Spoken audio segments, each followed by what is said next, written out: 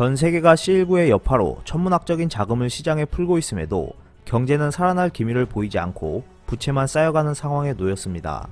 해외 언론들은 지금 상황이 전쟁과도 같다고 주장하며 높은 정부 부채를 뉴노멀 시대로 받아들여야 한다고 주장하고 있지만 중국의 역대 최대 회사채 디폴트 위기에 대해서는 우려를 나타내고 있습니다. 자세한 내용 알아보았습니다.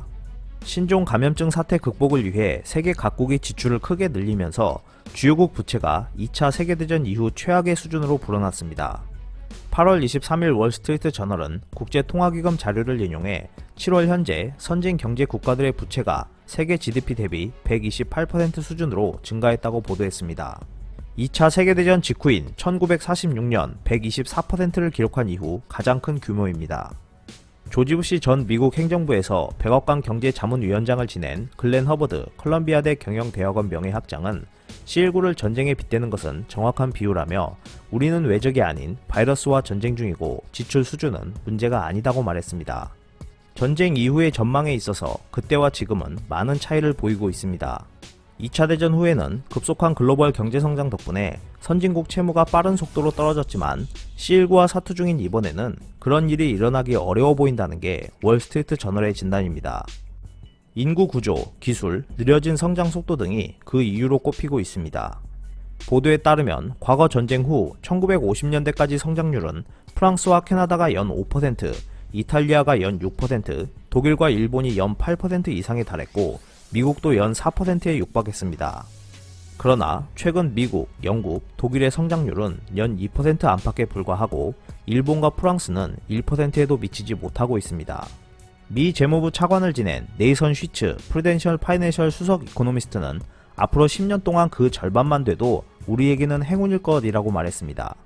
선진국 인구 증가율 둔화에 따른 노동력 감소도 포스트 2차 대전과 같은 경제 호황을 기대하기 어렵게 만드는 요인 중 하나입니다.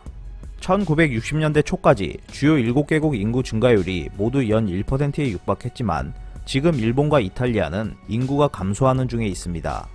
인플레이션 상황도 70여 년 전과는 정반대입니다.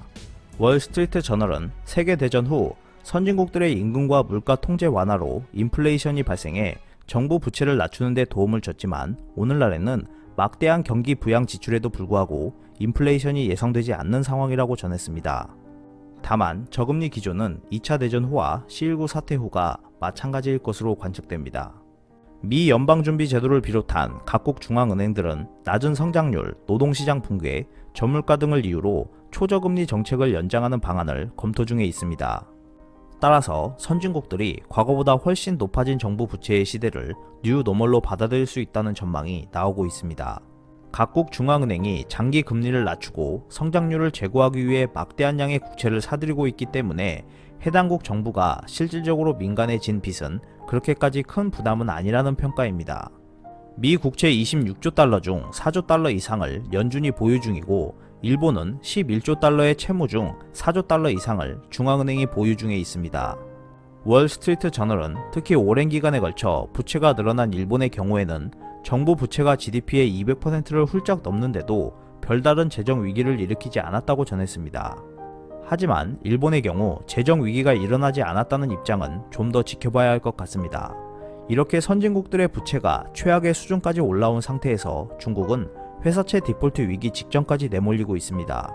중국 경제가 C19로 인한 충격 이후 회복 과정에서 여전히 취약한 모습이 보이는 가운데 올해 중국 회사채 채무 불이행 규모가 사상 최대 규모에 달할 가능성이 있다는 우려가 점증하고 있습니다.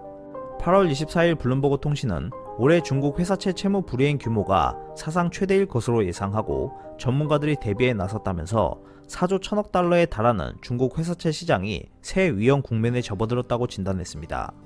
홍콩 아다마스 자산운용의 브록 실버스는 중국의 회사채 디폴트 규모가 올해 사상 최대에 달할 것이라면서 중국 정부는 이를 막을 화력도 의지도 없다고 지적했습니다.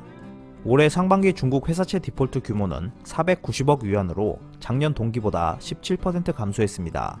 C19로 중국 경제가 심각한 타격을 받았는데도 회사채 디폴트 규모가 오히려 감소한 것은 순전히 중국 정부가 경제 충격을 완화하고자 금융기관에 일정 기간 대출 원금과 이자 상환 유예를 요구했기 때문입니다. 중국 경제가 전반적인 회복 국면에 접어들고 중국 정부가 금융 지원 정책 강도를 낮추고 있는 가운데 인위적인 요인으로 지연됐던 회사채 디폴트가 하반기에 집중해 나타날 수밖에 없는 상황입니다. 블룸버그 통신은 3분기 들어 채무 불이행 사례는 이전 분기보다 증가하는 쪽으로 돌아섰으며 연말까지 중국에서 만기가 돌아오는 회사채 규모는 3조 6,500억 위안에 달한다고 전했습니다. 또한 올해 연말까지 722억 위안 규모의 중국 회사채 디폴트가 추가로 발생할 것으로 전망했습니다. 세계 경제가 한국 경제에 큰 영향을 끼치는 만큼 각별한 주의가 필요해 보입니다. 오늘 준비한 소식은 여기까지입니다. 끝까지 시청해주셔서 감사합니다.